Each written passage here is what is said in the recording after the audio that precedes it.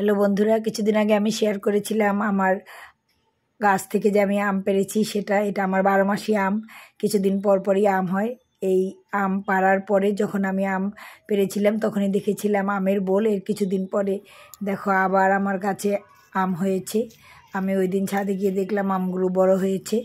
আমি নেট দিয়ে বেঁধে দিয়ে আসছি, প্রায় 15 দিন হলো।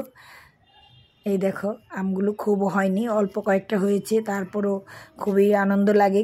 কয়েকদিন পর পরই আম শেষ হয়ে গেলে আবার গাছে আম ধরে। আমগুলো এবার আর আমি কাঁচা পারবো না, এবার আমি পাকলেই পারবো। এই জন্য আমি নেট দিয়ে বেঁধে দিয়ে আসছি। সেদিন আমি ছাদে গিয়েছিলাম, সেটাও আমি তোমাদের সাথে শেয়ার করেছি।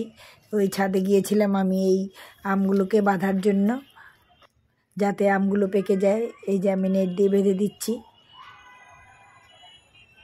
এটা যখন আমি পারবো সেটাও আমি তোমাদের সাথে আমি শেয়ার করব। বছরে কয়েকবার যখন গাছে আম হয় তখন আমার খুব ভালো লাগে। নিজের গাছের জিনিস অল্প হলেও একটা ছোট চারা গাছ, তার মধ্যে বেশ কয়েকবার তোমরা যদি কখনো আম গাছ লাগাও তাহলে 12 মাসে আম গাছ লাগাবে, তাহলে বেশ কয়েকবারই তোমরা আম খেতে পারবে। দেখো কত সুন্দর আম হয়েছে আবার।